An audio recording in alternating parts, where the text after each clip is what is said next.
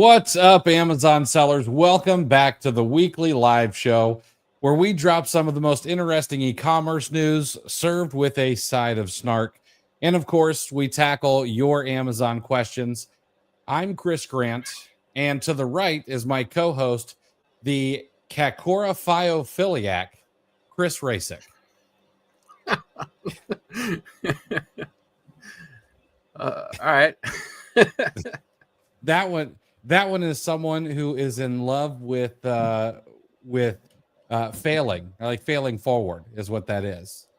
Okay. So for those of you who are new here, here's the deal.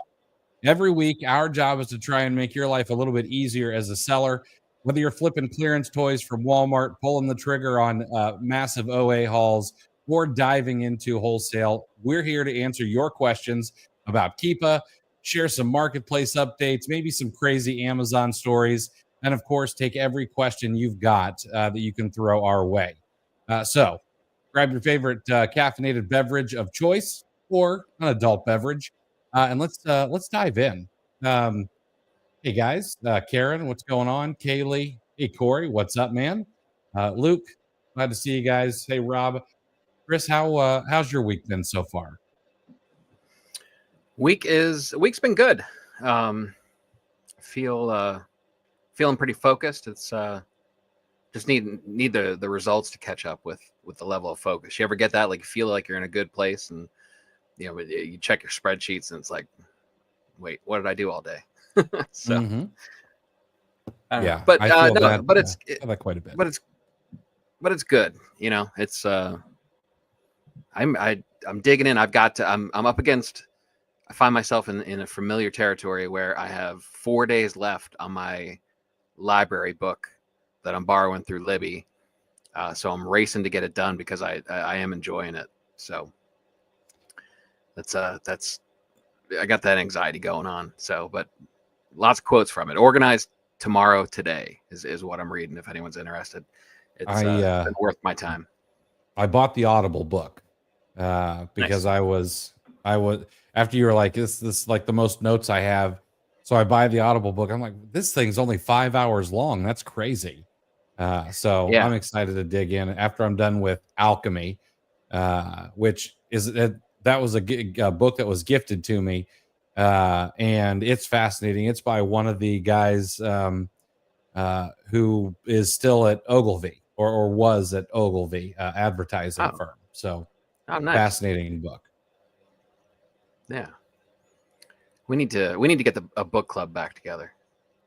Yeah, I would agree with that. Yeah, that's we'll add that to the to-do list. Right. So, John D. Rockefeller has a rule or had a rule. He's no longer with us. But the rule was save a penny on every barrel of oil and you'll build an empire. So if you read anything about Rockefeller, the guy was literally obsessed over cutting waste. He even figured out how to use one less drop of solder per oil can.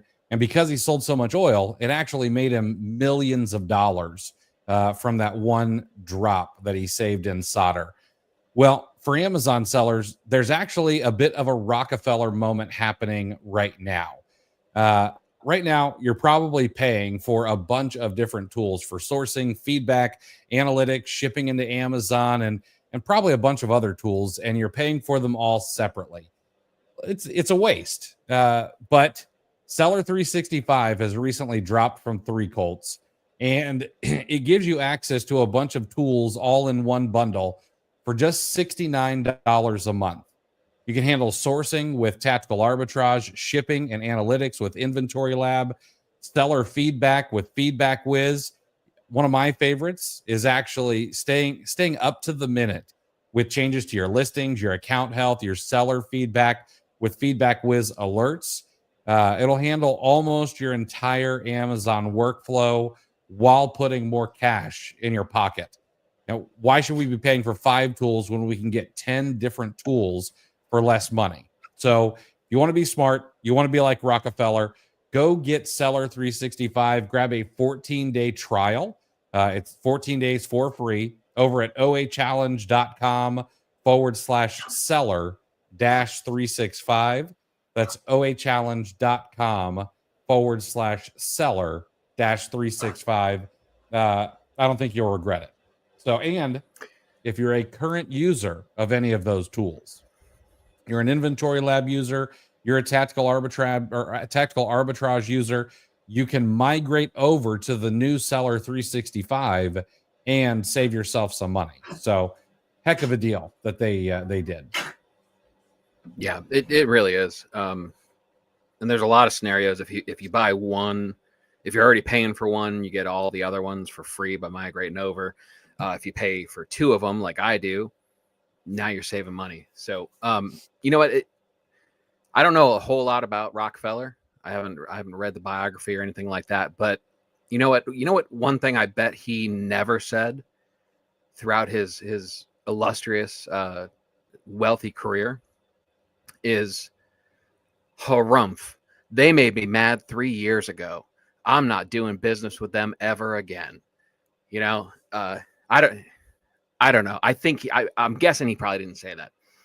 Now, if that blows up, if a Rockefeller expert comes in and goes, he was actually historically a huge grudge keeper.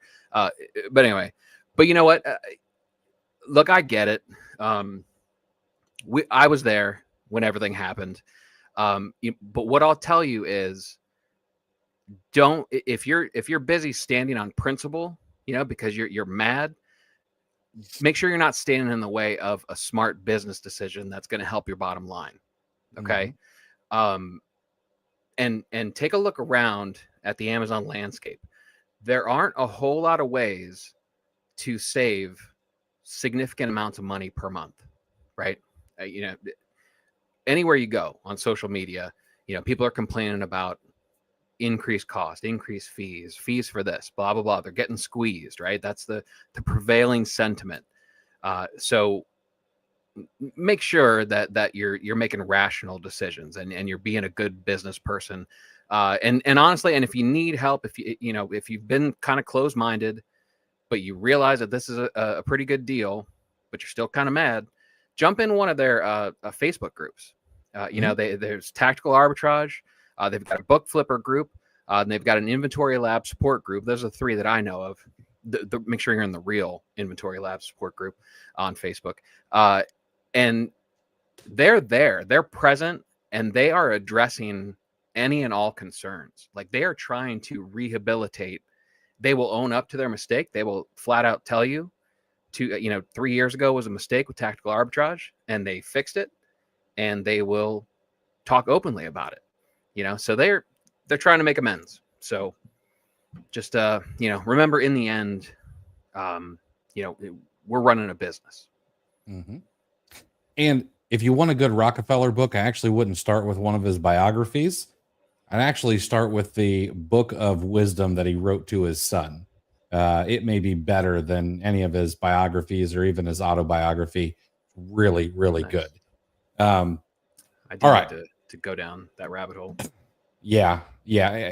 Guy was fascinating. Everyone said that he never lost his temper, never said a bad word about anybody, never raised his voice, was always pleasant and polite. However, on the other side, the guy was an absolute shark. And he would tell competitors, like, hey, listen, you can sell to me or I will put you out of business. And I was like, dang, God. I mean, it was just, I remember he said to one guy one time, the guy was like, listen, I'm not selling to you. And he said something to the point of, well, hey, I totally understand it, but your body may live, but, and he said something like, but if you cut your hand off, it'll hurt. And he was talking about how he was going to end up putting him out of business by kind of bleeding him to death, over dollars and cents. Guy was a shark. Nice. All right, let's jump into some news this week. We've got Jungle Scout dropped their State of the Amazon Seller 2025 report, and Chris already said that everyone is upset over increased fees and things like that. And I might just be able to reframe this for you a little bit.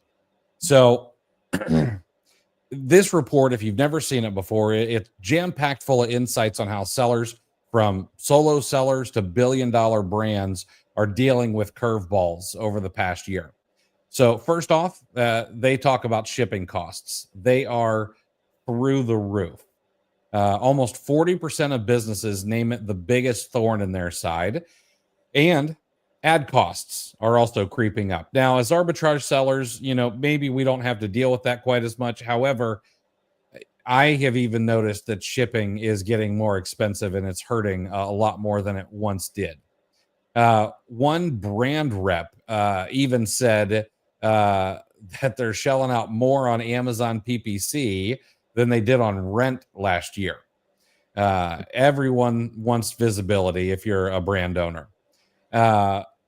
But there's also kind of there's actually an upside. Domestic sourcing is having a bit of a renaissance.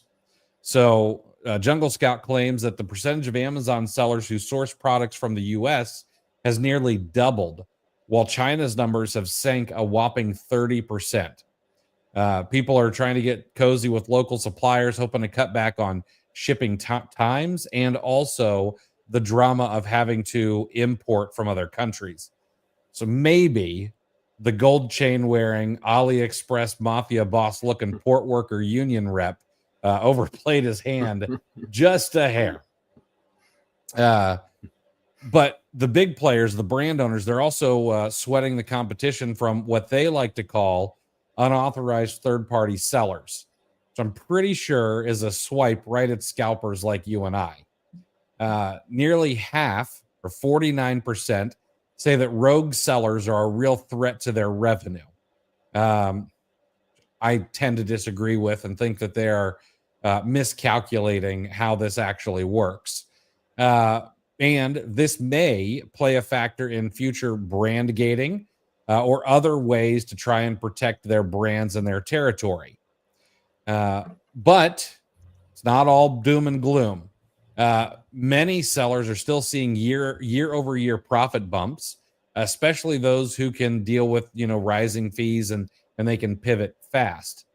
As long as you're staying lean, staying informed, which is exactly why you're here.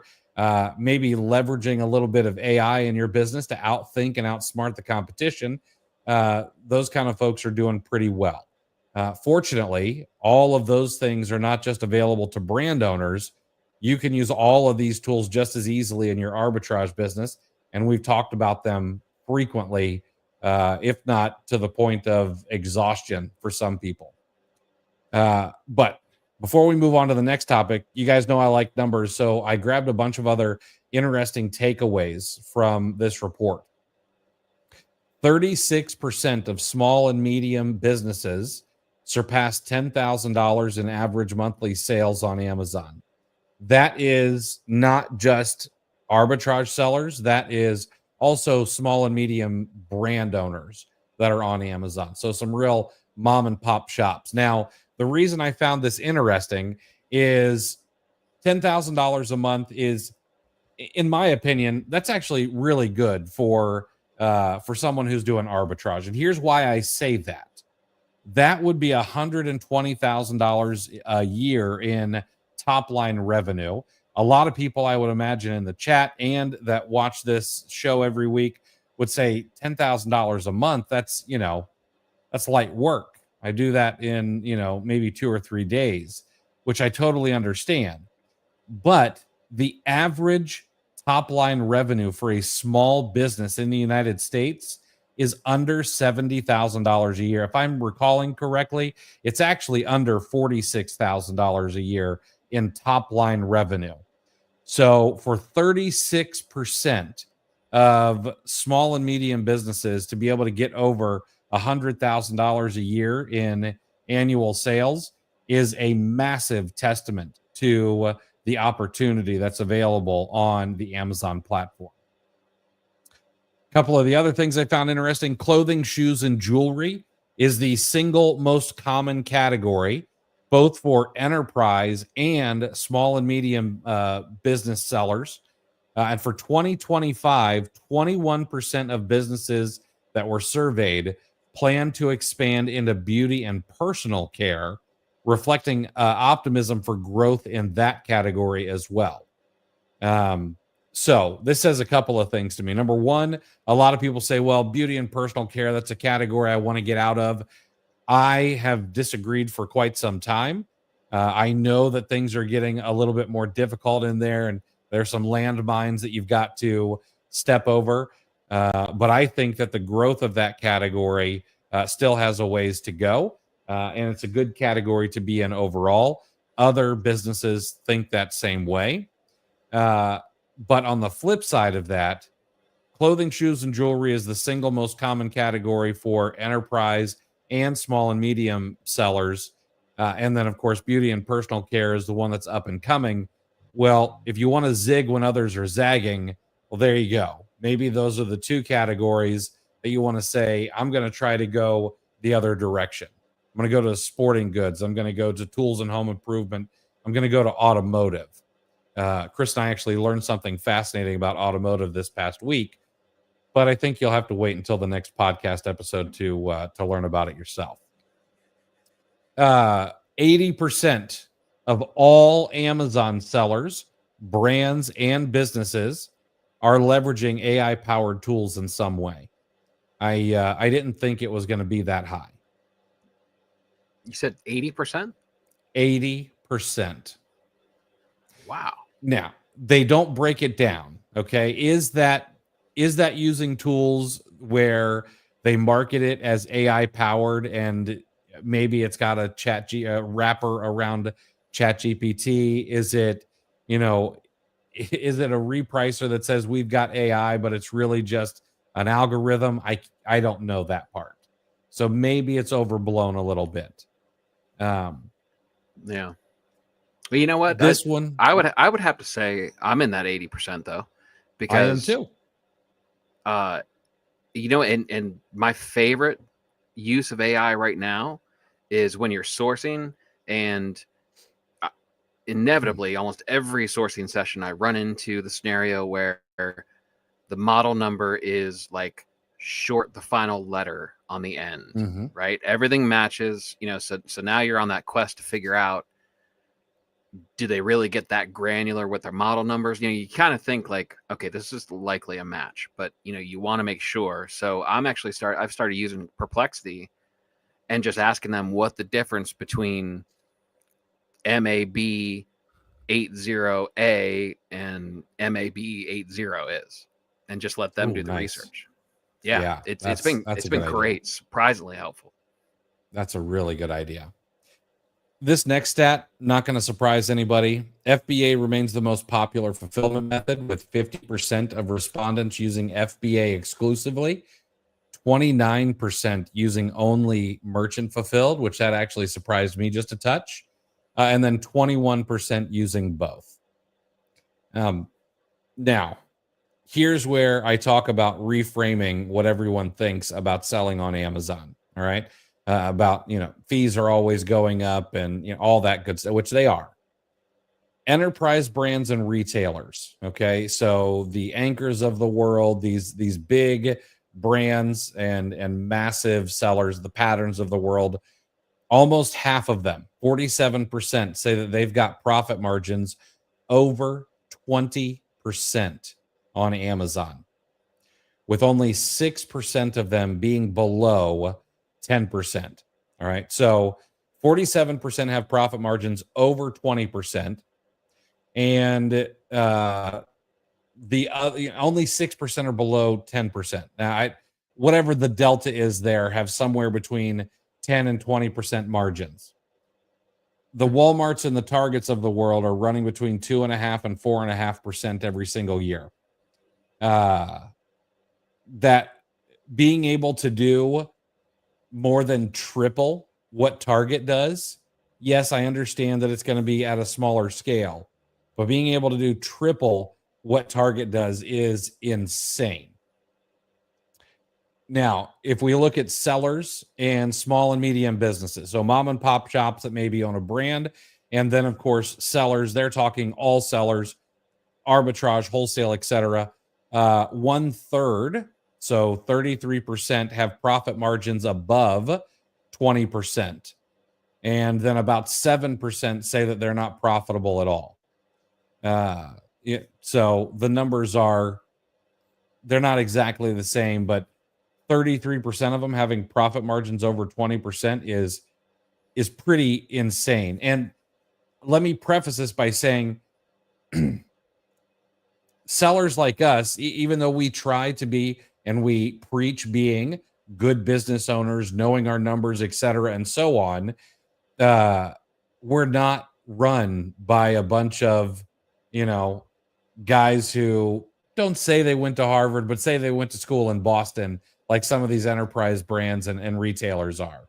We're just a bunch of regular Joes and Janes out here trying to scrape up a buck, and 33% of them have got profit margins over 20%, handily beating the Walmarts and Targets of the world.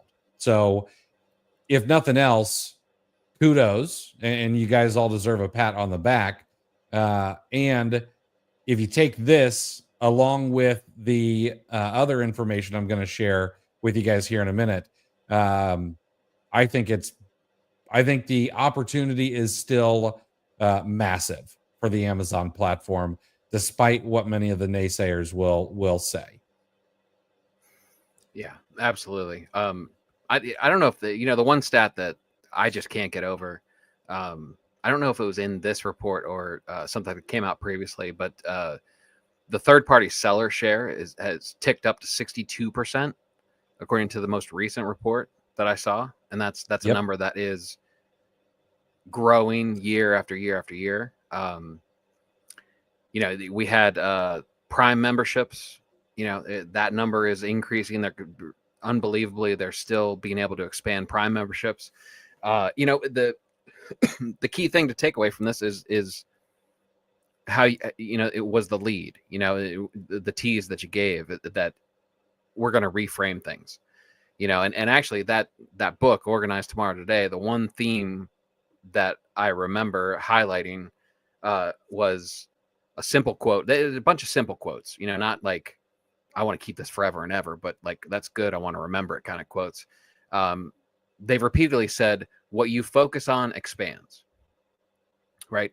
So if you're sitting there and you go, Amazon sucks, and that's what you're focusing on, yeah, it's going to suck. And it's going to start sucking even more because that's going to expand, so don't just blow off like the reframing, like, oh, there's Chris and Chris getting all woo woo on us, like it's important, like how you frame things and how you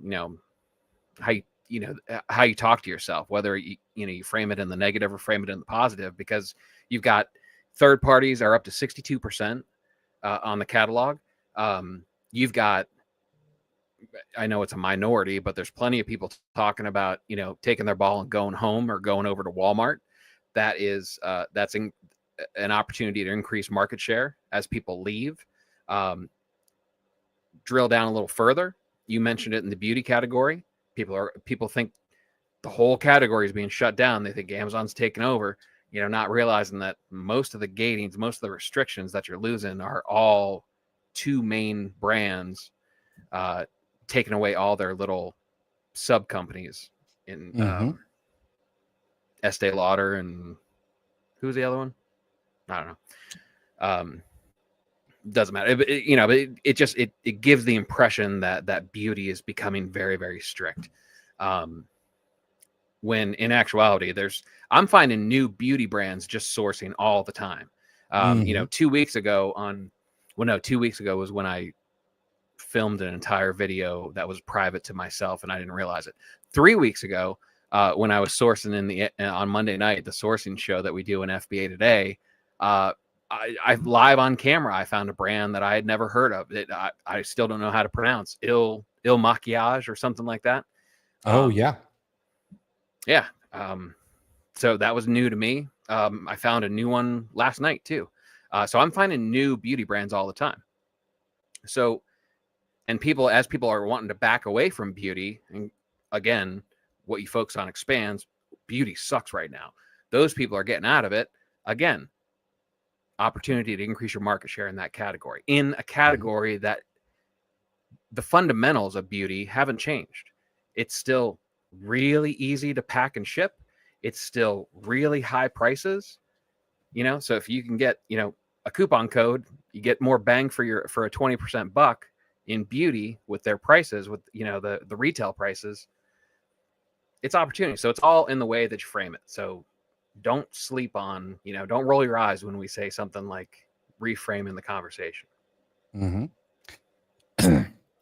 Chris just dropped some gold right there, and it's actually a great segue. Chris says, if you find a 20% coupon and you're sourcing things that are higher priced, you get a better bang for your coupon buck, if you will, because 20% off of $100 is a lot more than 20% off of $10. And you know who made that point really, really well is Steve. Steve French, who we just had on the podcast. We released that episode yesterday. Matter of fact, in 2 minutes, it will have been out for 24 hours. And it may be our fastest growing podcast episode ever. It will be at 1,300 views in 24 hours, which is insane. And the average watch time is nuts. The click-through rate is insane, which means that we've got what I would call a certified banger on our hands. So if you have not watched it yet, head over to my YouTube channel. Check out our latest podcast with Steve. First of all, I just enjoy talking to the guy. We talked retail arbitrage. We talked being a business owner. We talked networking. We also debated whether or not the 3-point shot is ruining the NBA. So it is just it is a wide-ranging discussion. But at the end of the day, you get to learn from a guy who is in the trenches doing the work and has built a $3.6 million a year retail arbitrage business out of Ohio, what a lot of people would call, and I'd push back on, flyover country. It is an excellent episode. Maybe probably one of my top 3 favorite episodes we've done in the past 6 months. Yeah, that episode's blown up, which really isn't a surprise, because the first time we had him on, although it was a couple of years, Steve and Alexa French both joined us. That's what, top 3 most views on the podcast, top 2, I think. So that was real popular. So yeah, you know what, switching from basketball mentioned to, we've got spring training now, so it's baseball season officially. You know they say, like, certain pitchers have, who have really high velocities but very smooth deliveries, that they'll say they've got, like, it's a smooth and easy 98 miles per hour. Like, that's how Steve is. Because when they first joined us, they were only paying out about 20 to 25 hours of outside help. I mean, they were doing 3 million, vast majority of it RA, boots on the ground in the stores, and $3+ million, mostly just the 2 of them. And not very much has changed, and except the numbers are juiced a little bit even further. So he's doing a smooth 98 miles per hour, just 3.5+ million with a very lean operation. And Alexa, he says, has mostly taken a step back from the business side. Right. So I mean, essentially, kind of lost some help along the way. Now has replaced it with what is now a full-time employee, but it sounds like that full-time employee has been around less than a month.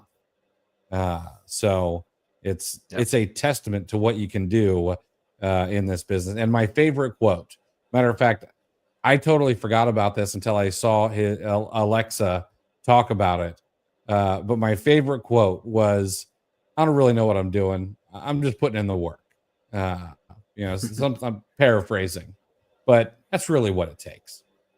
Yeah. What's the quote? Chop wood and do you Chop know that wood, one? carry water. Yeah. Yeah. Like I read that. I just saw that again the other day, and I was like, that's it. It hit harder than it ever had before. It's like, Hmm. it's all about just doing the work because it needs done. Yeah, absolutely. All right, let's Chris did not read ahead in the notes, so we're going to skip the Q4 numbers and the 62% of units sold by Amazon sellers, and we're going to talk Sorry. very, very quickly about this that I found interesting. Nike has got a new collab coming out, and Amazon sellers may be able to make a few bucks off of this for a while at least. But Nike decided to turn away from athletes for a moment and team up with the GOAT of reality television, Kim Kardashian, and her brand Skims is going to launch a collab called Nike Skims. Very original name.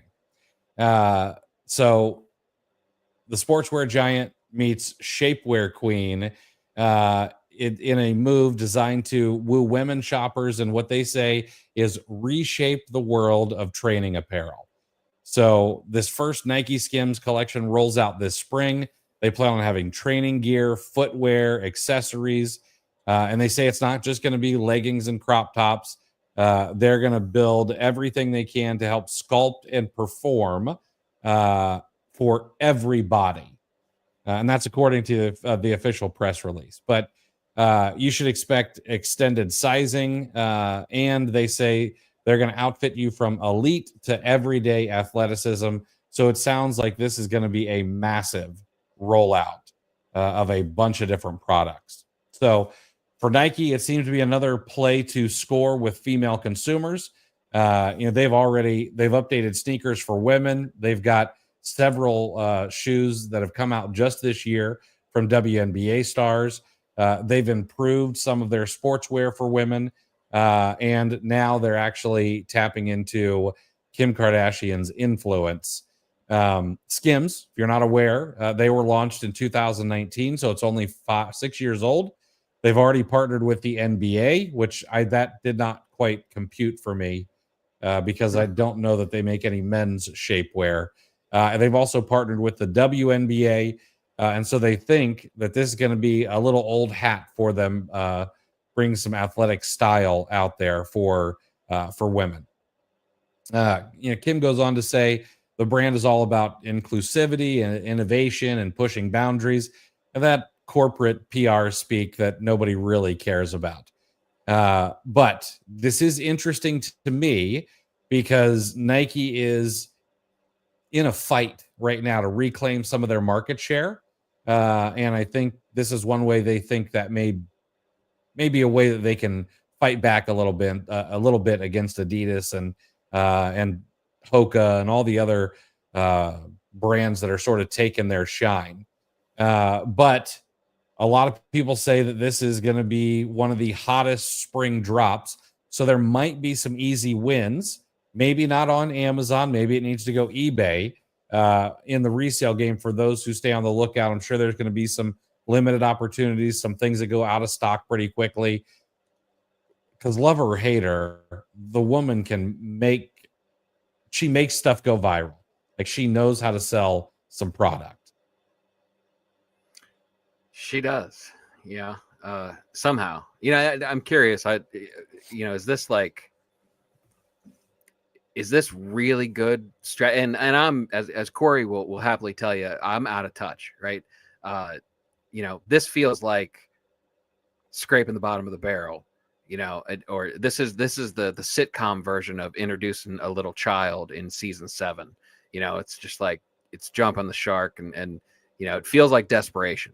And if you pay attention to the business side, it kind of is. If you look at Nike's numbers and the failure that trying to go D2C, Yep. direct to customer. Yeah, that was a failed experiment. So they're trying to reclaim. They're trying to reclaim some market share. So, but like you said, you can't deny the windfall that has come from deliberately releasing the sex tape, the Kim Kardashian, the empire that is built on that completely on purpose move. Yeah. So it'll be interesting to see how this is. I wonder if, I have to leave the room anytime my wife has that on. I can't be in the same room with that show or any of those people talking. And from what I've seen, so are they going to have like, shirts with like elbow pads? So when they're leaning on the counter, bitching about somebody dissing them and I can't believe they didn't even say hi, like just waved like this. And I was so mad. Like I had to go home and lay down, like is there going to be like extra padding on your elbow or like wrist support when they go, I can't believe it. That's a good question. I think this should be very, very interesting what they put out. I don't know.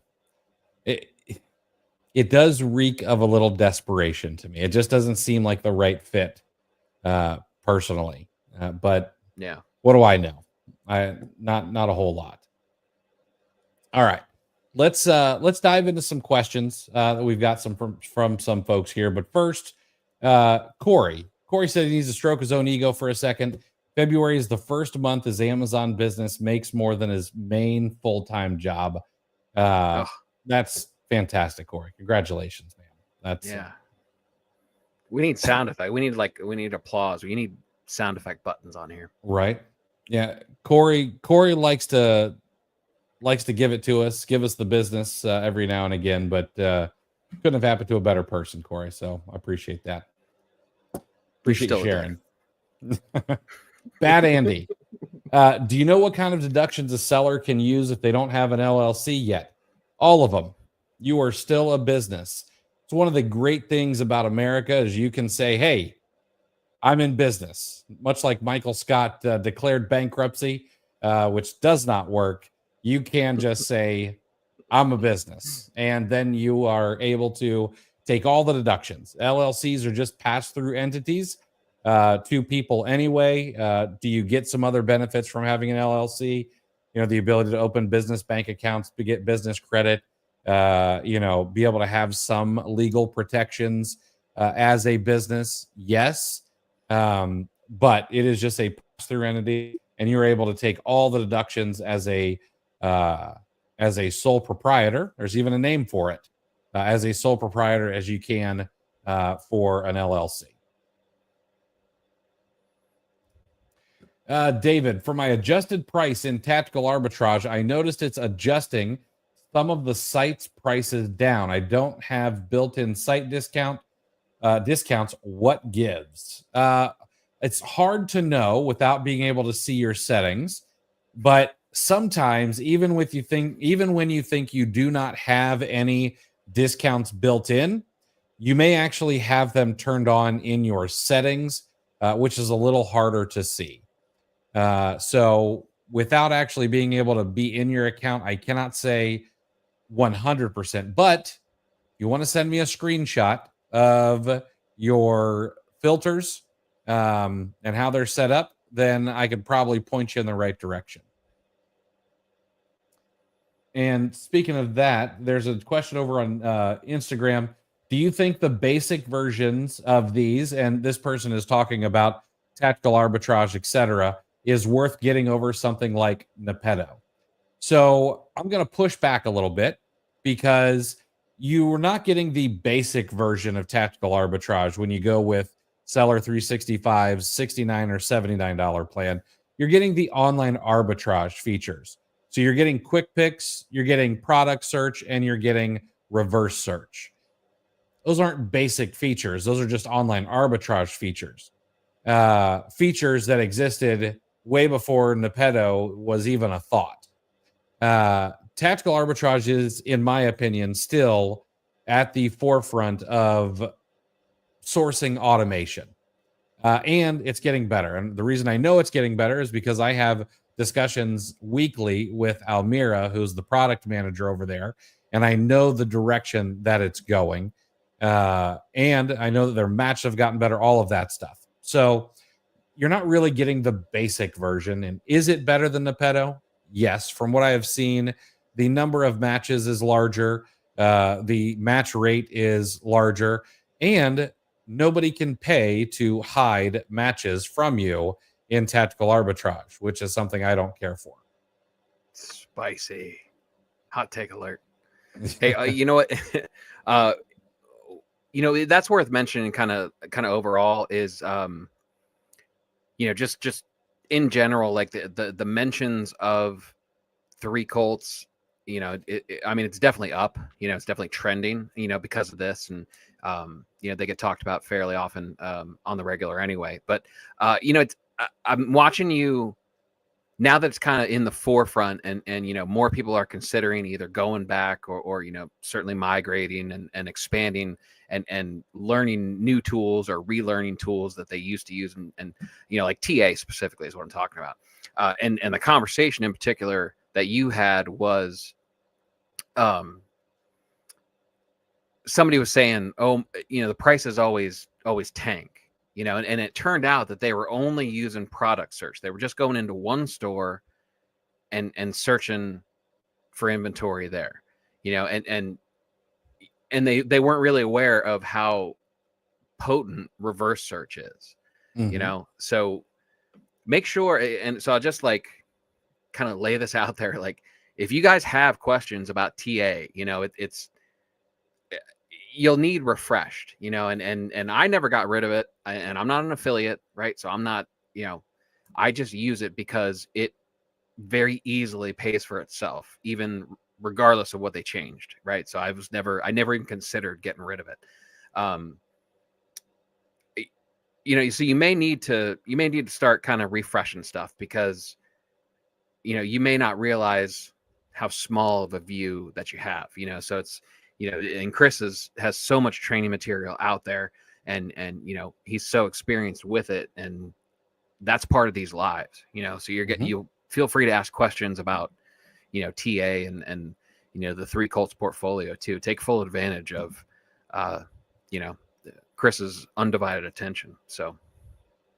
Absolutely. Happy to answer those questions. Let's see here. Rice flips. How do you outsource removals and returns? Preventer has been doing a bad job, and I've heard bad experiences about Axiom. There's not a lot of reverse logistics companies for Amazon sellers. Are there some very large reverse logistics companies? Yes, absolutely. But they're doing reverse logistics for companies like Costco and Target and things like that. So, like, I've never heard of Preventer, never heard of it. And nobody's really complained to me about Axiom. I think the biggest complaint I hear about Axiom is, well, it's expensive. Well, reverse logistics are expensive. It's a lot of touching one product only. And when you touch a single product and you have to do inspection, or if you have to think about it this way, you've got to receive a product, okay, which Amazon may put 1 or 72 in the same box. You have no idea. You got to receive it. You've got to open the box. You have to inspect it. And then after the inspection, you have to decide, do we need to open a case and try to get reimbursed for this? Is it still new and it can be sent back into Amazon? Or does this need to be put on eBay, where we're going to need to take pictures of it, write a description, write a title, and then store it for the customer? And someone is going to do that for like $4.50. Imagine someone asks you to say, hey, I need you to do this 5-step process for me on anywhere from 1 to 5,000 units every single month. And I need you to do it for $4 a unit. Like, you'd be like, come on, that's an employee or two. And so I push back on the expensive part when you start to think about what is involved. Now, are there other people that will do some reverse logistics for you? Yeah, we've had Zach Altmaier on the show in the past. I know that he started selling other people's products on eBay for them. I don't know that he will do what an Axiom does, where he will inspect it, open a case with Amazon, return it back to Amazon if it can be, or anything like that. But I know that he'll accept your returns and sell them on eBay. But I also haven't seen him really market that business either. So I don't know if it's just for friends or anything like that. Are there going to be local sellers that you could also do this with? Do you know someone who sells at a flea market? Do you know someone who sells on eBay? Like, you could work out a deal locally. So there's all kinds of ways to do that. Me personally, I'm still handling them in-house. Matter of fact, I've got one product that I've just got to make one more sale, and it's finally out of the house. Should I put that off onto someone else? Probably. Yeah, and find the little cousin or the early teen or something in your family that might be close, that thinks $2 or $2.50 per eBay draft is really good money, and kind of push the sales potential if they work really hard, how much they could make. Pull that trick on them, and that'll certainly help. Exactly. Corey, I don't hear you guys talk much about Ohio State basketball. I'm not a big college basketball fan outside of March Madness, to be quite honest. Yeah, he's just trying to chuck rocks to the top of the mountain. You can't hurt us. We're still flying high. 9. Yeah, still flying high from being a national champion. And I mean, seems to be. No, that's too early. Too early to call it, but yeah, I'm just gonna take this high for what I can. Zito, although I did expect more out of the Thad Matta era for the basketball team. To be honest, me too.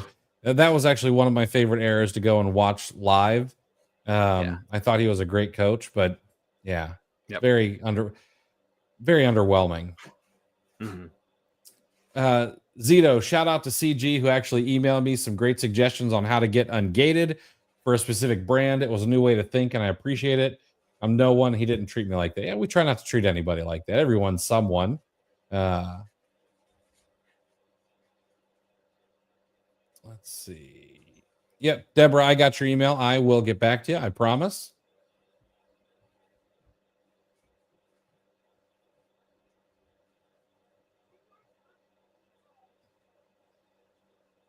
Hey, Beck, appreciate that, man. Enjoyed the podcast with Steve. Yeah, we got we've got a couple in the pipe. I haven't even told Chris who our guest is for next Monday, but I'm really excited about next Monday's guest. I'll tell him when we're off air. But it's a good one, and the podcast that we will be releasing either later this week or next Monday or Tuesday, I think will also be really, really well received.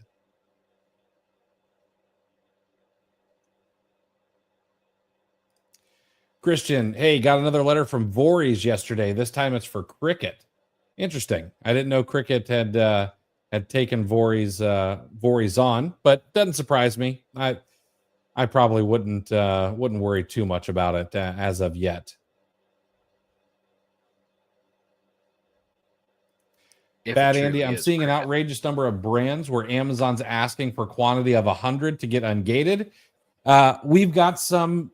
Well, actually, this was actually something that was broached by Yoda Yi, who is the CEO of 3 Colts. He went out and had a meeting with Amazon, and he wrote a really long Facebook post. I think he may have shared this to Twitter as well.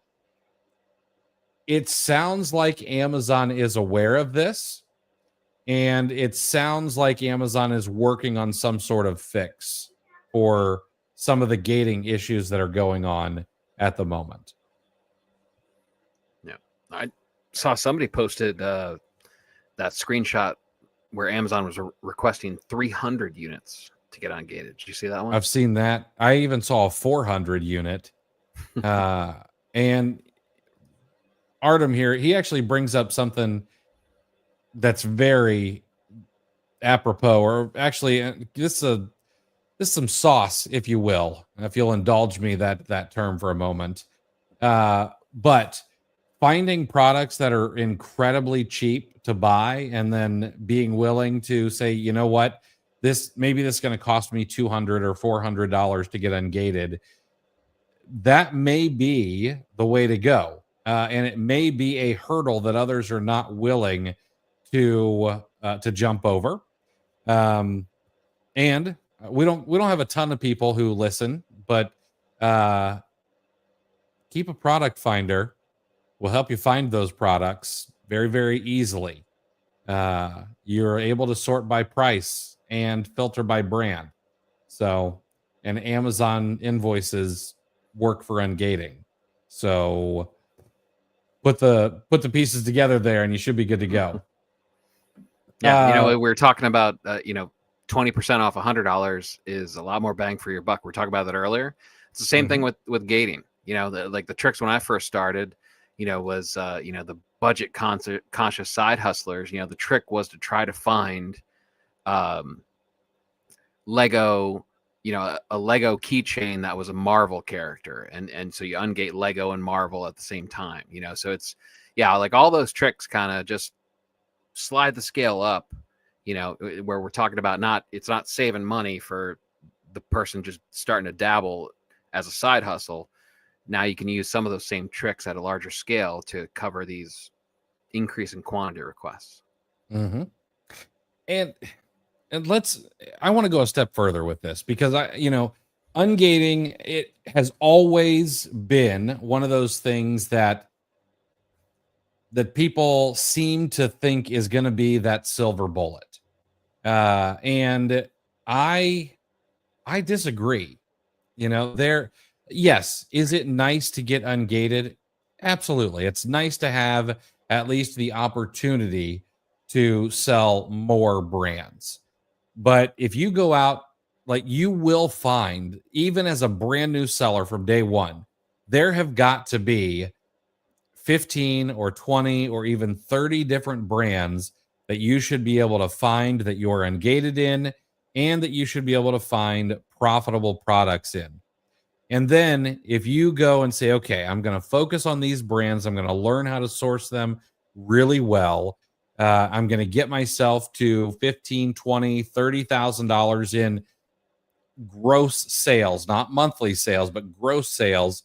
You're then going to see auto ungating become a lot easier. And too many people want to sidestep that instead of chopping the wood and carrying the water from the very beginning. Yeah.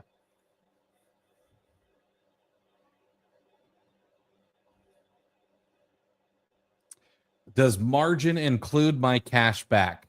No. I would say, no, it does not, Luke. Margin should be separate from cashback, because cashback is probably going to your personal account. And does margin get calculated before or after home and mileage deductions? And I don't know. You want me to figure out what EBITDA is? Man, we're gonna have to go and ask Perplexity. Which brings me to Luke's second question: is Perplexity either of your default search engines? Yes for Chris. Yeah. I have not made it my default on Google Chrome yet, although I'm getting awful close. But I do often go to Perplexity before I even go to Google anymore. I know that I open up the Perplexity app on my phone before I open up Google Chrome to do a Google search. Mm-hmm. Yeah.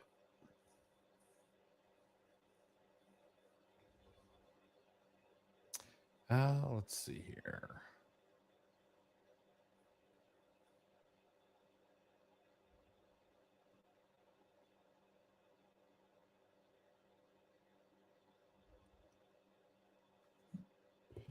Sorry, guys, trying to find the next question here. Don't skip over Corey agreeing with me if you came across that yet. I have not come across that one yet. Here, let me see.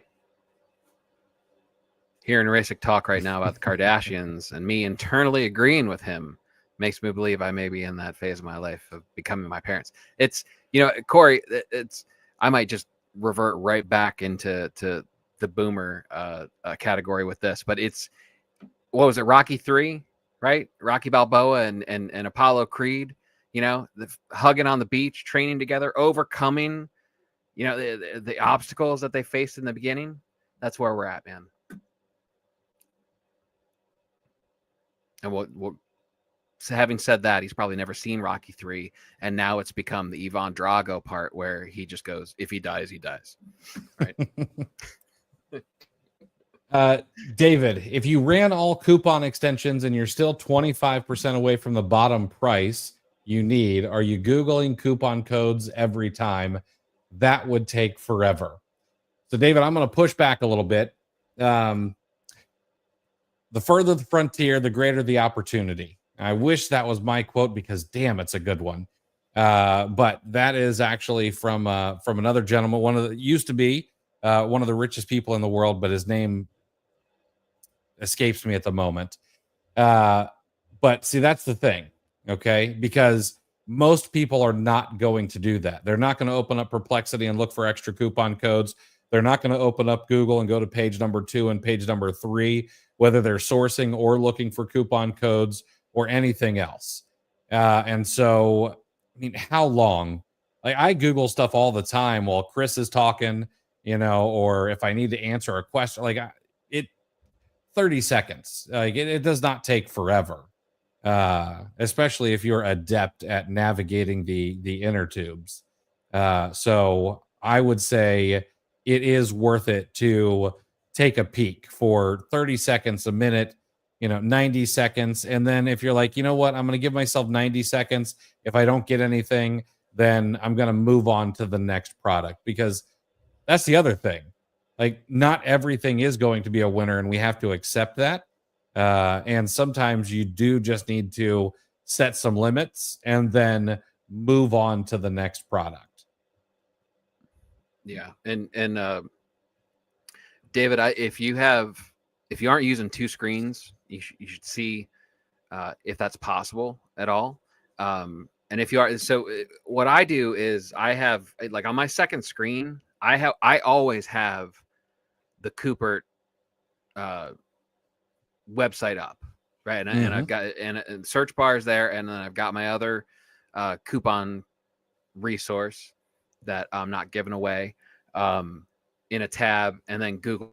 So when you go and you copy, you copy the store or whatever, or if you have a Google search up and you're looking at Google Shopping over on one screen, I can just copy the brand, paste it into each of my coupon sites, run those, and then I'll have them pull up the codes, and then I'll just go back and forth, copy and paste. And then vast majority of the time, if there are going to be any good ones, it's going to be in the top. It's one of the things where coupon code sites aren't like Google. There isn't really good stuff on page 2.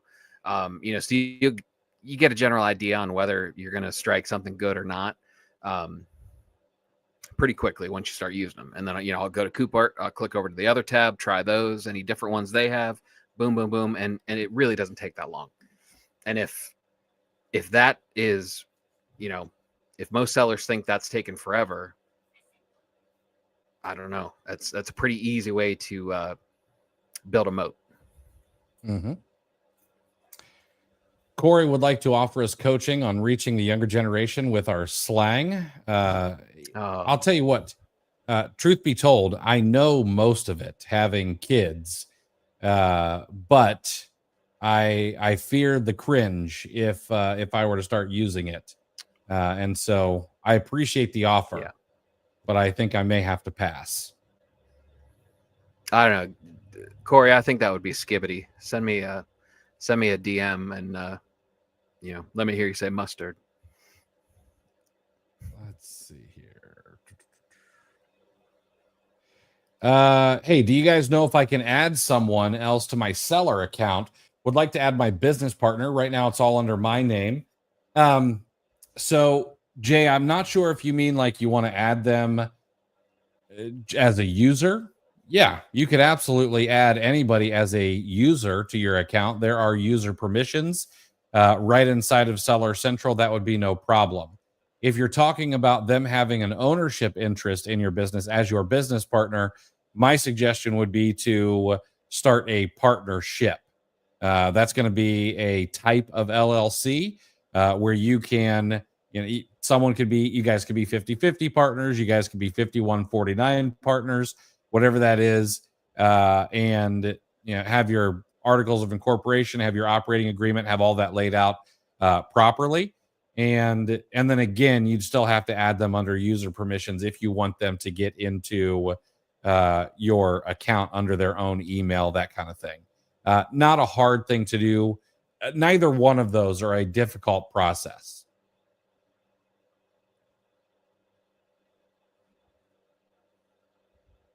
Let's see here. See, he doesn't know Rocky. He only watches there's the Michael B. Jordan, the new ones, right? Oh man, Rocky is such a classic. Child. And I'll tell you what. So Corey, you're doing yourself a disservice by not watching Rocky, but you're doing yourself even more of a disservice by not learning about the origin story of Sly Stallone when he was creating Rocky. The guy literally took he took the phone off the wall because he painted his windows black so he couldn't see outside. He had to sell his dog, for God's sake, to be able to eat. And then he was able to go and buy him back after he was able to make the movie. And the movie is just also an American classic.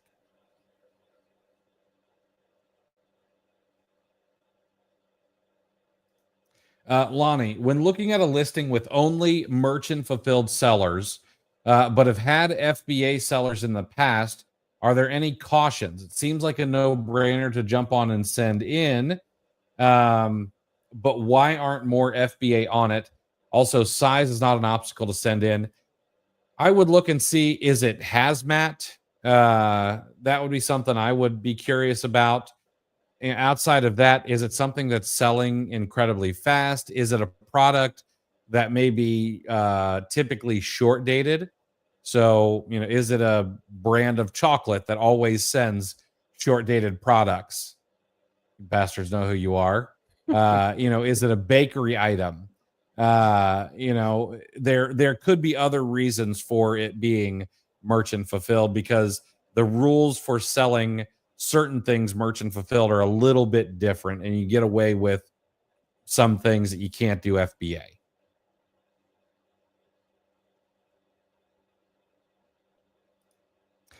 Manny, I'm looking to be more efficient with tactical arbitrage. A lot of people frown on it, but I think it has a lot of potential if used correctly. Any tips or tricks? A lot of people do frown on it for silly reasons, in my opinion. I think that my biggest tip is actually to take the number of filters that you have on the front end and cut them at least in half. Run them much wider than you would ever think to, and then start learning how to filter on the back end instead. I will filter in tactical arbitrage results much the same as I will in, say, a Keepa product finder, and I'll create corridors. Right? Do I want to see the products that are going to make me 100%, 120% ROI? Sure. But I also know that those are more likely to be items where the quantity is mismatched. It's not tactical arbitrage's fault per se. It's a computer. It's not a person. And it's hard enough to be able to figure out whether it's an actual match ourselves. Like, I had to pass over 2 leads today because they looked like they were exactly the same. Like, everything looked good, but I could not tell if the one on Amazon was a mini, and I know the one on the source site was a mini for sure. So how would you expect something like a computer to figure that out? But right. Filter on the back end, create yourself some corridors. I'm looking for stuff that, let's say, sells between $32 and $35 right now. And over the last, 90 and 180 days, it's within, 10 or 20% of that. So I can find some real boring products, and then create a bunch of different filters similar to that, that are all within what you want to sell. And you'll be able to go through your results a lot faster. And then when you have time, when time is not an issue, go through all the stuff you couldn't get through uh, outside of those filters. Yeah. I mean, you got to understand that this is like, it's almost like the rule of the trap of the viable excuse. It's like the mismatch thing on TA is so overblown, as well as a lot of these tropes. Like, things have changed. The problem is the narratives don't get updated as things change. Things are far more dynamic than the old narratives let you believe. Like, take lead lists. I'm partial, obviously. I run a small lead list myself, but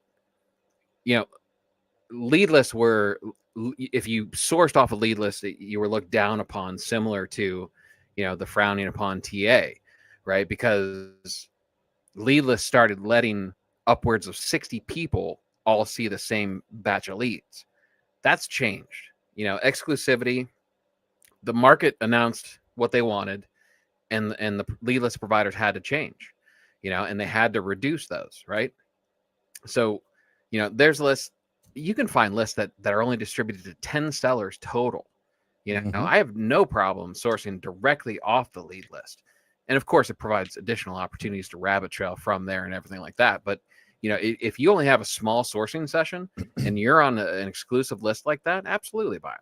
But, the mismatch thing, like, look, my longest tenured VA has been with me almost 3 years. Okay. And I'm active. We talk every single day. It's not the type of thing where he's like, hey, clocking in. And I'm like, yeah, whatever. I'll talk to you on payday. Like, we talk every single day. And it's been almost 3 years. And even he can't tell the difference between the full size and a mini. He can't tell the difference between the stupid listing that has some sort of, and with this bottle of shampoo, get a free mask. Somebody's trying to get cute with a listing. He can't identify those. He can't identify that, no, this isn't Yeti, this is some gibberish brand. Like, remember, check the brand. It's ridiculous, the things that I have to constantly reinforce this human being. Right? Even he can't do that, right? And then take into consideration the fact that who's making these listings.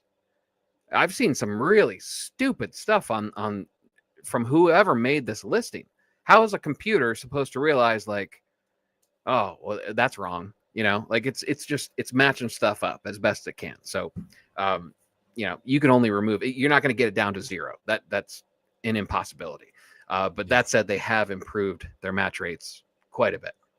Yep. So, what I want to say is TA is you need to always make sure you're always learning. And what I've learned through my consistent use of TA, because like I said, I never got rid of it, is what you're searching. You can increase the quality of the results from TA and the usefulness and the profitability from it by refining what you're searching, and harkens back to what I said about that conversation that Chris had, where the one person was only using product search. Like, think about the power of reverse search. You can find a listing on Amazon that is selling. You can verify it yourself that it's selling well. It looks like there's room for margin. And then you can set TA out to go find it across every single store that they have in their catalog. Compare that to just searching one store and saying, okay, find this on Amazon. There's a sale, and I mean, that's two completely different things. And one is far more powerful than the other, in my opinion. I was actually thinking today about your lead list and kind of another way to use it. And so here it is. Okay. You pull up your lead list on today's lead list that you had, or yesterday's, whichever one it was, you had 14 total leads. Okay. It sold to very few people. You could source directly off of them, but here was the idea. Open up every single one of those, open up all the historical sellers on each and every single one, grab every seller ID, grab every ASIN that is currently active from each one of those sellers from Keepa, throw that into tactical arbitrage. It should be easily over 100, maybe 200,000 ASINs, depending on the size of the historical sellers on any listing, and then let tactical arbitrage run through that. And so for $35, you've got 14 good leads. And you've now got like 150 to 250,000 ASINs to run through something like tactical arbitrage. And even if that just made you another $1,000 in profit, that's a ridiculous ROI for a $35 buy cost of a lead list and a $69 a month tactical arbitrage plan, and maybe 4 to 6 hours of your time in sourcing. Yeah, because Manny, the people that frown upon TA, their bad experiences come from the Walmart and the Target TA results that they sourced and tanked. And guess what? Those are tanking no matter who found them.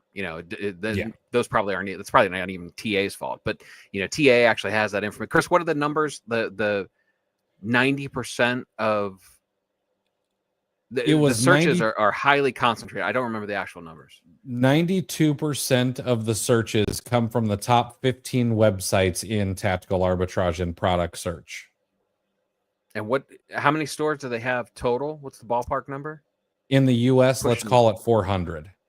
Okay. Yeah, that's what I would have guessed. Yeah. So top 15. So it's the same thing. It's a snapshot. It's a smaller scale version of what we see on the Amazon marketplace as third-party sellers.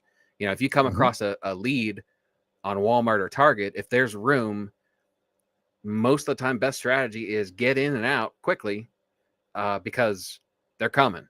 The masses are coming, and it's the same thing with TA. It's nobody's getting creative. So if you can kind of dust off the Chris's courses and the information that he provides, and start having those conversations over again, there's plenty of dark corners that nobody else is in that you can make a lot of money from. Carlos, if you're taking questions, can you go over an example of how to use Keepa for seasonal sourcing? Tell you, unfortunately, we're a little pressed for time tonight, so I can't do that this evening. But we will next week for sure. But your second question, does grocery heavily depend on wholesale prices? Or is there a podcast episode you recommend I watch on this category? I don't know if we've had any really big grocery sellers on specifically, although that would be a good guess to have. But no, I don't think that you have to depend on wholesale for grocery. I think that there are plenty of opportunity buying retail arbitrage, online arbitrage in grocery. Yeah, the nice thing about grocery is so much of that is carried by multiple stores, the identical products, and each one of those stores is going to have their own sales cycle, so it's almost like grocery is probably one where the gap between any pricing advantage that the wholesalers would have over the arbitrageurs is we're probably breathing down their neck a little bit closer in that category than most of them. Jay Tyndall, Chris Grant, I offer my account as tribute if you'd like to get a feel of how gated new accounts are. It's funny you mentioned this. Okay. Not too long ago, less than a year ago, it changed my corporate structure, and Amazon went and gated me like I was a new seller. So I know what it feels like. And we went to the brands that we knew we could sell and got to that 20,000, and then got auto ungated and all the things that we were previously gated in. So I totally understand the frustration. I had it within the past year. But the thing is, is you just overcome it. Like there is a known path through this difficulty. All you've got to do is be willing to walk it. It's not the most fun path, but it is a known and well-worn path. Yeah. And there's a bit of a compounding too, with new sellers, is because even if somehow magically were ungated in absolutely everything as a brand new sellers still don't realize how many reps they have to put in to find a profitable product. Even if you had permission to sell everything, you don't quite grasp, that your hit ratios are far lower than you think. So you start saying, oh no, that's not profitable, on to the next. You have to discard so many and get through so many duds before you find the winner to begin with. So if you don't have a concept of that, and then compound that with the fact that everything's red, needing approval and stuff, then it gets frustrating really quickly. But that's when just, again, chopping the wood and carrying the water, you just got to get your reps in. Yeah. Lonnie, what is your favorite method for keeping track of gift card purchases, discounts, and their balances? Anything other than Google Sheets? Does OA Cheddar offer anything for that? I don't believe that OA Cheddar offers anything for that.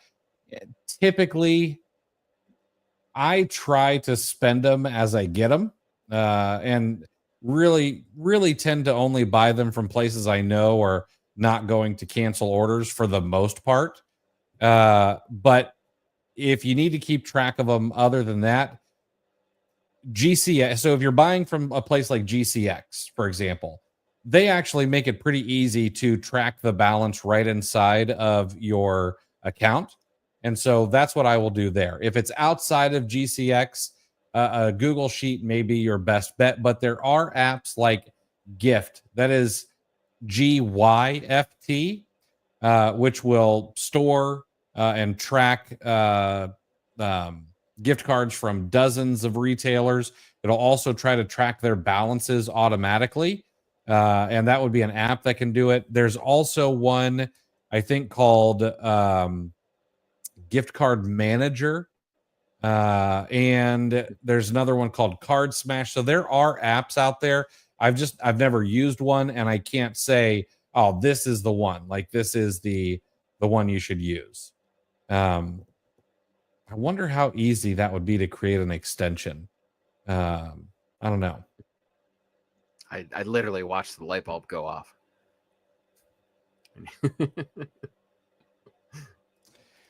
Ab, for a product you find on Tactical Arbitrage and you're too sure it's a match, do you ever buy one or two quantity to physically compare the products? Not typically. With the internet these days, you can be 95% sure that products are going to be a match. And then if you get it and something is off, then you figure out something else with it. Now, I won't say that you should return your bad buys, because you thought it was a match and it ended up not being a match. But could you sell it somewhere else? Could you find the right listing for it? Possibly. But we also talk about going wide and not deep, going shallow and wide. So, should you really purchase more than 10? Probably not. And if there's any shadow of a doubt, move on to a product where there's just not a shadow of a doubt. Yep.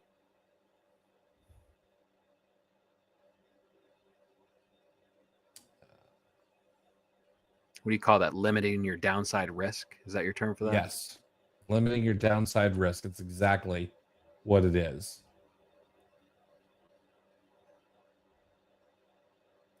All right, Corey, actual question here. I source at Ross a lot, and I don't actually take pictures of each individual item.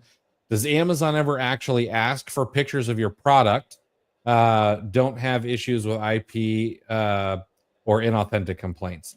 No, they won't ask for pictures of the product typically. It's just been best practice of those who do a lot of retail arbitrage from places where the UPC and the title is not on the receipt. That's the only reason I would take pictures of items next to Ross and TJ Maxx. I'm not so worried about there not being a UPC. What I'm more worried about is rather than it saying, men's Nike socks, it says menswear $7.99. And that's the thing that bothers me and that makes me want to have those SKUs match up. I didn't realize Ross did that too. I knew TJ Maxx and Ross, TJ Maxx, all the TJX Marshalls. stores, I believe, do that. Marshalls, Home Goods, and I know Ross does it. Oh yeah, Home Goods is in there too. Yeah. Yeah. The one store I don't know though is, what's that other TJ Maxx store? Sierra? Yeah, Sierra. Do they even have physical stores? I think so. I was just reading something recently, and the context of the wording made it sound like they have physical locations. Did you say Ollie's? Ollie's does that too. Ollie's does it too. Yeah. Yeah. David, I'm noticing I can't get tens of thousands of ASINs on a reverse TA search because Keepa limits seller IDs to 25. Is there a way around this? So Keepa limits seller IDs to 50, not 25. And you need to be able to download all of those ASINs. I personally use a tool to download ASINs. So I'll typically open up a bunch of storefront IDs with RevSeller, and then I'll use a tool called ASIN Gadget to download all of the ASINs from those storefronts via my Keepa API.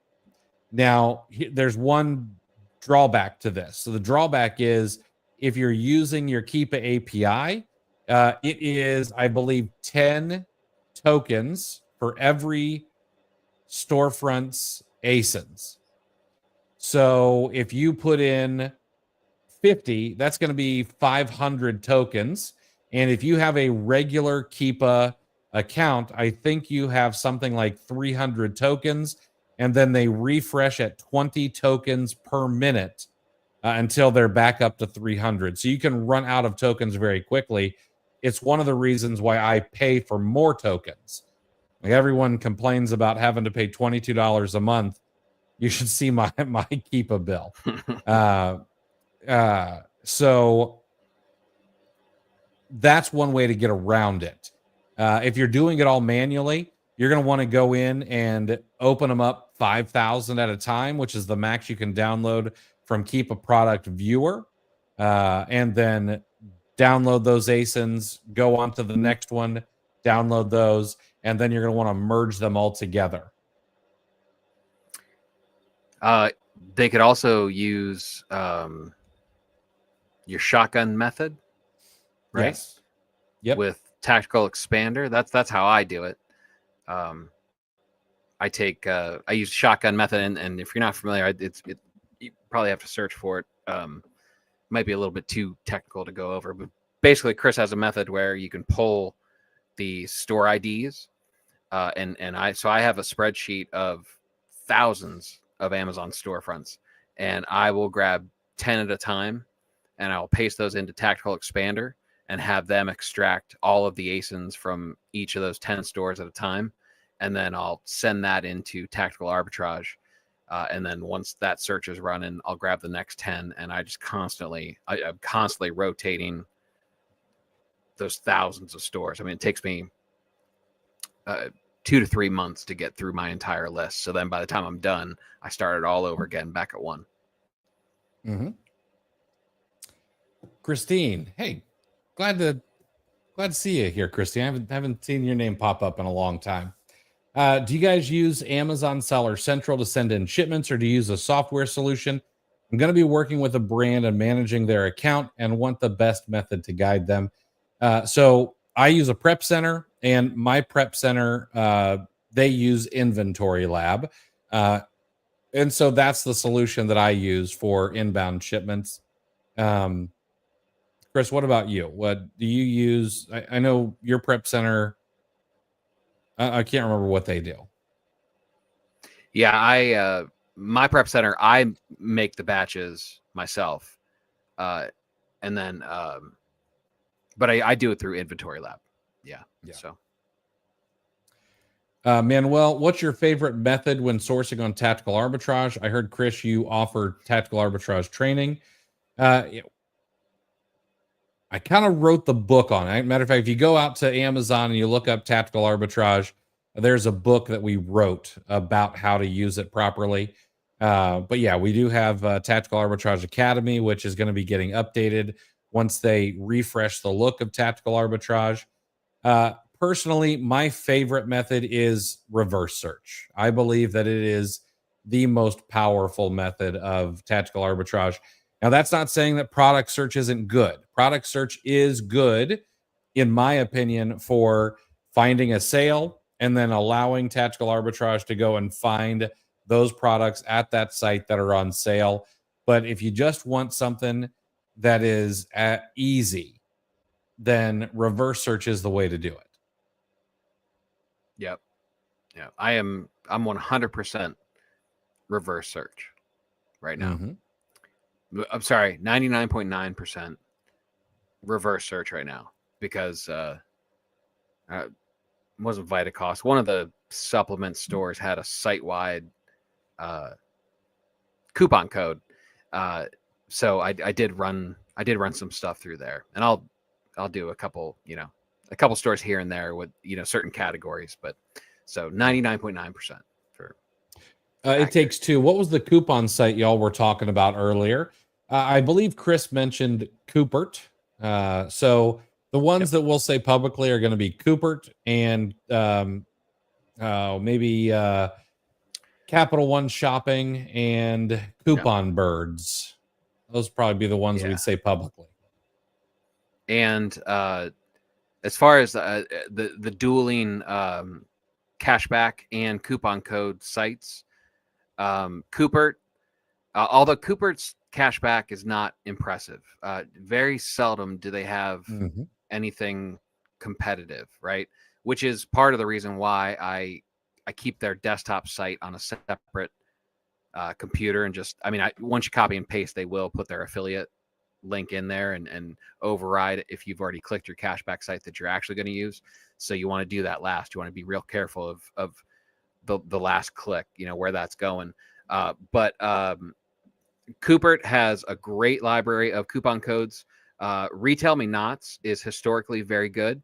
You're not going to find any hidden gems, but it's got a comprehensive list of the active ones that is pretty much better than most of the other cashback sites that you can run coupons. And then Tactical Bucket, if you have access to that, their discount list is very good, as far as, again, no, I shouldn't say that. It's you'll find some gems there too, but it's also a very good comprehensive list of any well-known coupons. But that said, the secret is to find a coupon code site where those one-offs, the scenario where people are like, hey, I've got this 10% off coupon that expires today. Does anybody want it?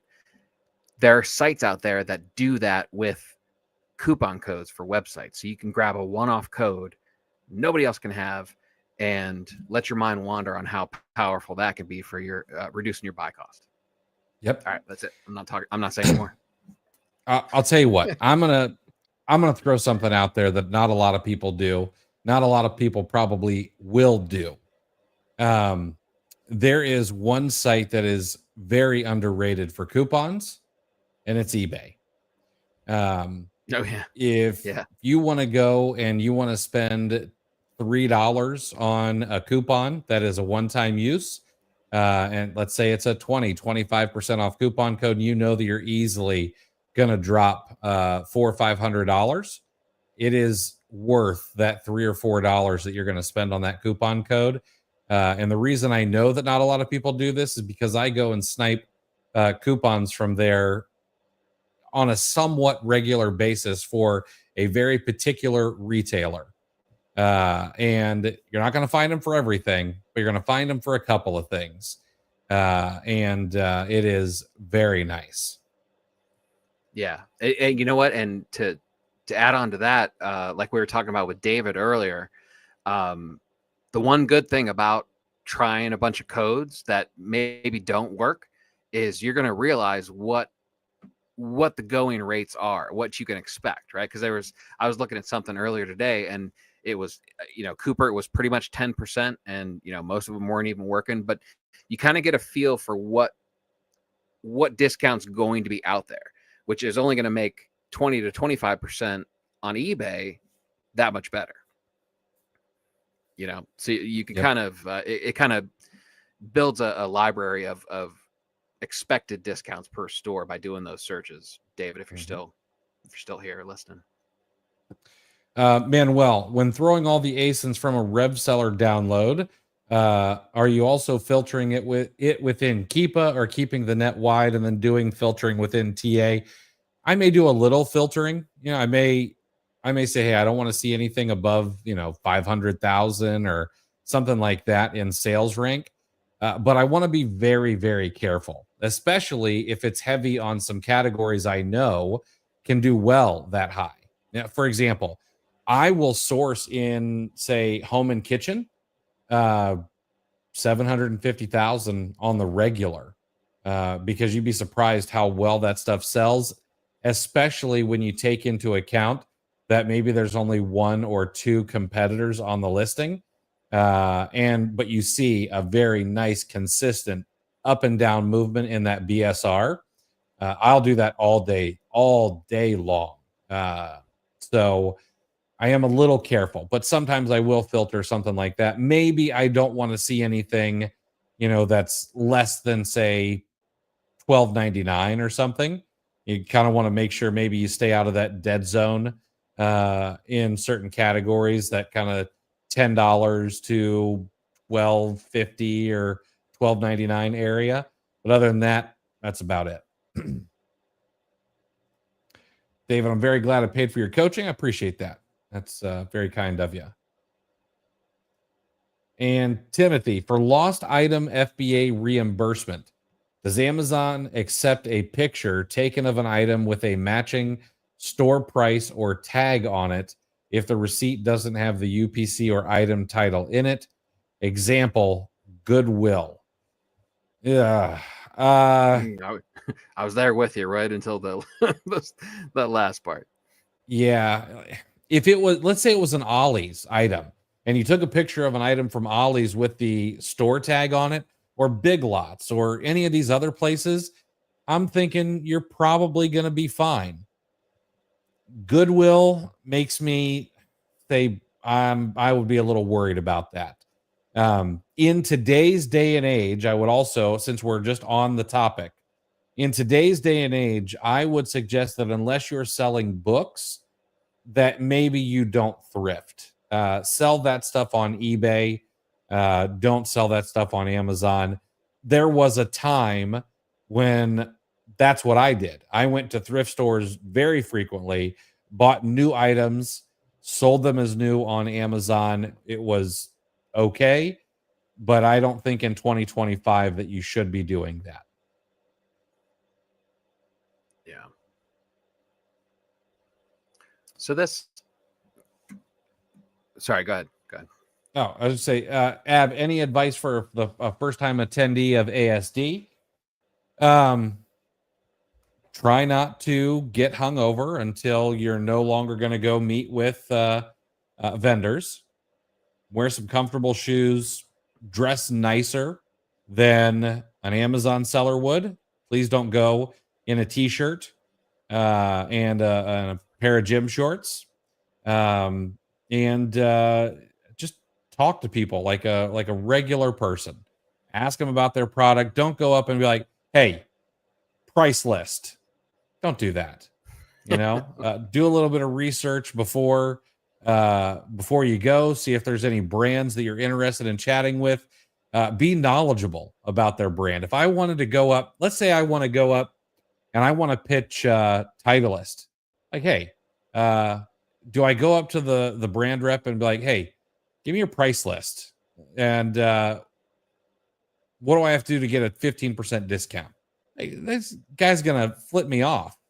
But if you go up and say, hey, how you doing? I'm Chris. Love your brand. Pro V1s are the only thing that I lose at every golf course I go to. And I'm interested in carrying your brand in my store. What's the process for that look like? I already know that I'd love to sell Pro V1s. I love your whatever other product. I love your hats. Anything else. What do we need to do? That's going to come off much better than the other way around. Yeah. And check out, we just talked to Corey Ganem on the podcast too. Check out that episode. Go into Chris Grant's channel and find the videos. And it's, what is it, like second to last one? Yep. Was he right before Steve? Yeah. So, yeah. You know what? All right. So Chris, like Jay Tyndall, nope, wrong one. Jay Tyndall, right? So what, Jay Tyndall, weren't you the one saying you were gated as a newer seller, right? Am I remembering correct? Jay Tyndall, you're a newer seller, right? So I'm curious, why are you, is this just an example like of getting the request for 100, or was there something strategic about going after Nautica apparel? Because I'm curious why a new seller would want to venture into a category with, that's historically known for higher return rates. It seems like because that was kind of, I don't know, maybe things have changed, it's been quite some time, even though I still feel like a new seller most of the time. But I'm curious on whether that was strategic or just in passing that you mentioned that. Yeah. But let me also throw a counterpoint to this. Man, Amazon wants 100 units for Nautica apparel. I just found a Nautica branded item that I could buy for $3.85. $385 to get ungated in Nautica. Is your competition going to do that? Probably not. So, like, there's two ways to look at it. Number one, I don't know if you necessarily need to go and get ungated in any brands, and instead, walk that well-worn path. But number two, we go in thinking that we've got to find things at the price that we might pay for them as a consumer. Your job is literally to buy things under retail. And within 30 seconds, I found a product for $3.85 that is Nautica branded. Nice. And that is from Amazon themselves. So now I didn't check to see, can you get 100 of them? That I did not check. But the next item is $4.11. And the next one after that's $4.13. So if you could get your average cost below $5, and you get 10 different ASINs of 10 units of 10 different ASINs, and you're spending under $500 to get ungated in a brand like Nautica, that seems like a win. Is it going to be profitable? No, probably not. Is it going to be a sunk cost? Most likely. Could you sell it on eBay in a bulk lot for a smaller loss? Very likely. Right. So we've got to sort of think different ways sometimes. Jared, ASD's in Vegas, so that is a perfectly acceptable salutation at a trade show. Yes, it is. Yes, hey, it is. Titleist rap. Let me see your balls. Jeffrey, hey guys, what's your business credit card utilization percentage before applying for more business cards from the same bank? I assume you shouldn't have business cards maxed out before applying from the same bank. I would imagine you probably could, and depending on your credit score, you could probably still get approved. I would say that it's probably not a great look. I recently got approved for another card, another business card, and I think utilization was around 50% on the other card when the new approval came in. Would I like it to be lower? Yes, I would have liked it to be lower, but the limit on the new card was higher than the limit on the old card. So they didn't seem to mind too much. Now, I've done a lot of work over the years, so my credit score, this new card dropped it like 20 or 30 points, but it should come back up pretty quickly. But it was just a touch over 800 when I applied. So maybe that is the reason. I have no idea. I don't really know how that magic works with credit scores and all that stuff. Yeah, but there is something to be said about, I mean, maxed out, that's not going to be looked upon favorably in any scenario. But there could be a difference in business credit, or credit score and credit utilization, and from a business perspective versus personal. There is something to be said about showing that you are using the credit, because let's not forget that a balance on a credit card is how they make their money. That's an indication of what their interest rate that they're charging you is going to be applied to. So, there are certain circumstances where, if like I have one card that has never had a balance come statement time, right? It's used for very little stuff, and stuff goes on it and it gets paid off immediately. As far as the tapes are concerned, only Capital One knows I actually even use it. My credit report shows that it's almost inactive. It very closely resembles an inactive account, except for the fact that it's open per my credit report. So, don't automatically go a zero balance is better than 50% utilization, because that's not necessarily true. Timothy, one more for lost item FBA reimbursement. Does Amazon accept eBay invoices to show proof of item purchase? I don't know, because I've never used an eBay invoice. That is another place. eBay is like a thrift store, and I would highly suggest not sourcing from there. Is there an argument that you could source from retailers like Adidas or Best Buy on eBay? Yes, there is an argument to be made there. Are there people who suggest sourcing name brand products from third-party eBay sellers to sell on Amazon? Yes, absolutely.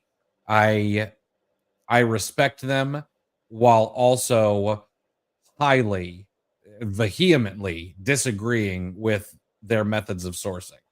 I do not think that they're going to accept an invoice from eBay that shows that you bought, discontinued shampoo from Bubba's Bait and Tackle shop. There's no way to prove provenance for those kind of things. There's too many videos nowadays of dumpster diving to list on eBay. How would you feel, if you bought something on eBay and you're like, I think this is counterfeit, and you approach the seller and like, where did you get this? And they're like, well, I was in the dumpster behind Ross. Yep. It's funny. My son actually brought that up to me. He works at a retail store, and he's like, you won't believe what they're throwing out at my store. And I know. I believe it 100%. Yeah, absolutely. Manuel, I'll be honest, in quite a few Discords, they tell new sellers to buy whatever and sell whatever that makes you money. If we stop right there, I agree. Okay. I'm agnostic about the product. You know, are there things that maybe I would not sell because I, have some sort of major ethical problem with it? I'm sure there's probably something. I don't think I've come across that yet. Uh, I, I mean, there's nothing I can sell legally that, like, I think I have a moral obligation not to sell. I mean, unless I'm just not thinking about it. So I would agree with that part. But buying 100 units of something to sell, I think is a bad idea without testing it first. You buy 100. Let's say you go and you get. Let's just say you're ungated in Nautica, which I think I am. I think I'm ungated in Nautica. But if I went out and I bought 100 units of one Nautica product, there could be any kind of black swan event. I could be gated in Nautica when I wake up tomorrow morning. And then I've got 100 units I've got to figure out what to do with. And so for newer sellers, especially, I think it is irresponsible of us to tell people to go incredibly deep on one product. I would much rather you have your risk spread across, an ETF of products where if one does go gated, okay, maybe I've got 10, or maybe I didn't listen to Chris and I bought 20 or 30 units of something. And now I've got to get those out. I got to sell those somewhere else. But you know what? Thank goodness that I still have these 75 or 125 other ASINs where nothing happened and I'm still selling and it's no big deal. Yeah. And Manuel, you know what? We both have families. We're both married with children, so it's a different game, and I have this. One day I'll write it and publish it, but your most valuable currency changes as you age. Okay. And so if those are most likely young hustlers, in most of those discords, that would give that kind of advice. Right. And because if they're young, they're just learning how to make money. Right. And that's their most valuable currency. That changes though.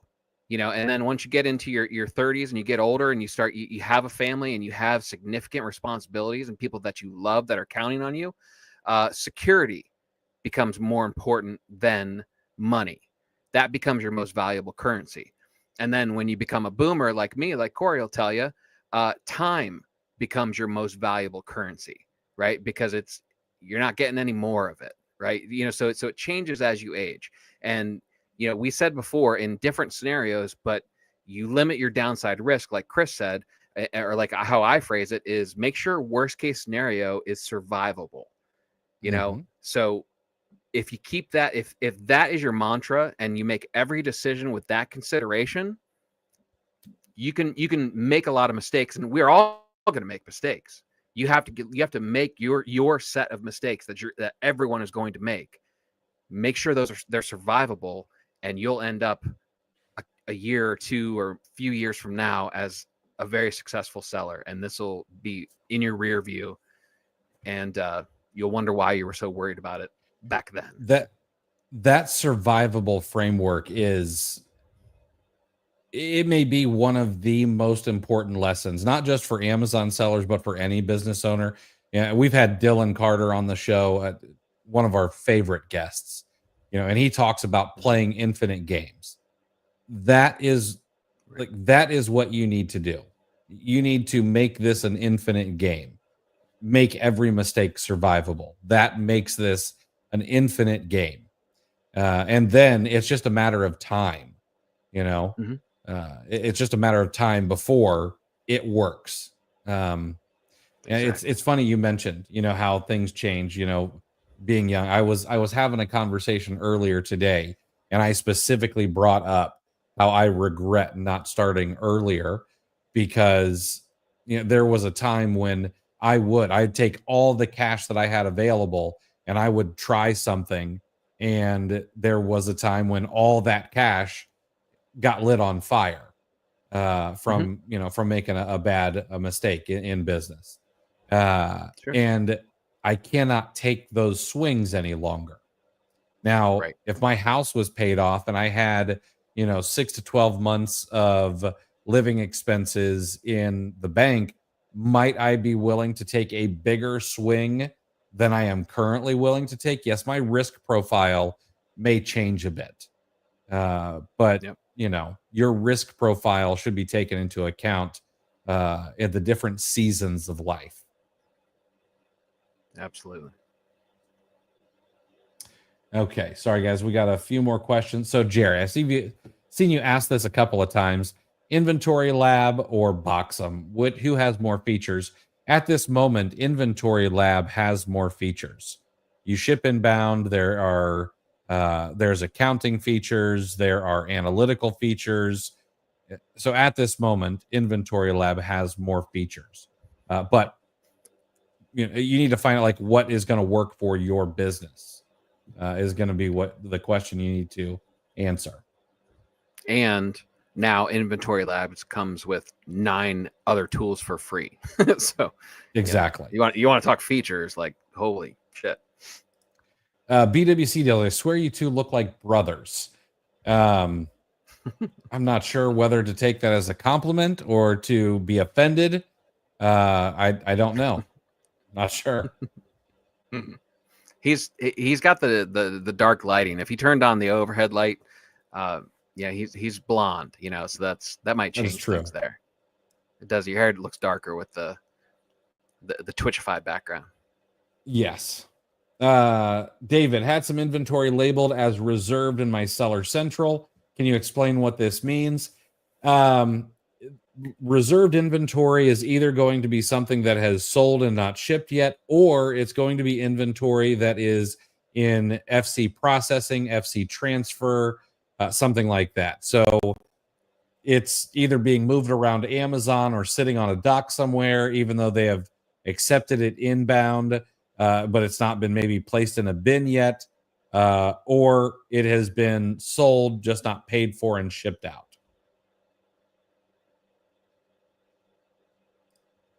I've been using Tactical Bucket's discount list, and it's great, but what if I get a store on the list that I can't source on Tactical Arbitrage? I'm assuming I would use KPF. You could just source it manually. Just go into there's something called what I like to call the aisle by aisle method. We think of going to a Walmart or a Target and you walk down every single aisle. And if you're in Target, you kind of let Target tell you what you need. But you can do the same thing on a retail site. Pick an aisle, pick a category, especially one where a sale may be going on, and just manually source every single one. Copy and paste right into Amazon. Use something like RevSeller's title search feature or Seller Amp's title search feature and source that way. That would be the way to do it as well. Gail, what episode did we do with Steve French? It's the very latest episode on our podcast. It's called The Truth. I'm sorry to interrupt. Steve, in the Steve episode, he says everyone should listen to the episode that we did with Dylan. I think he said like 4 times. So I think that one was that right before Corey? I think so. Here, let me go look at. Did we do that audit episode in between that? Maybe. Dylan's episode was 2 weeks ago. It's called AI Repricing and Walmart's Rise. That was 2 weeks ago. That one has not gotten as many views as it probably deserves.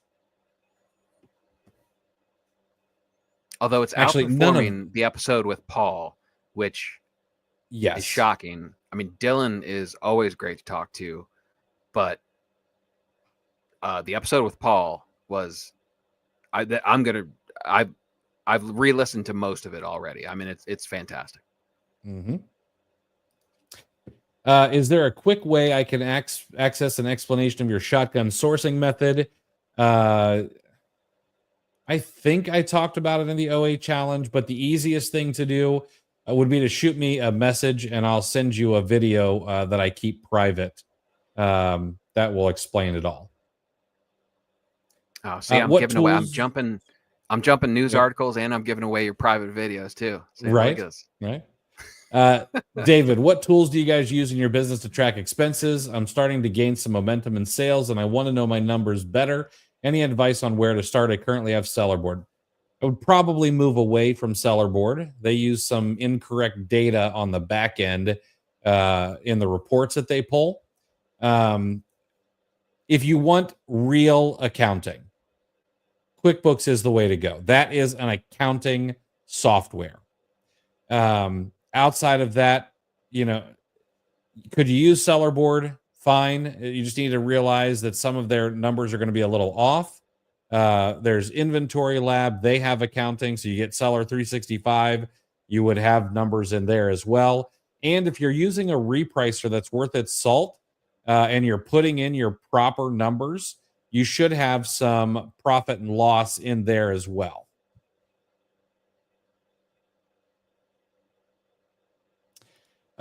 Manuel, how can I reach out to you guys if I have any more questions? We are here every single Wednesday at 5:30 p.m. Come get your questions answered on the house.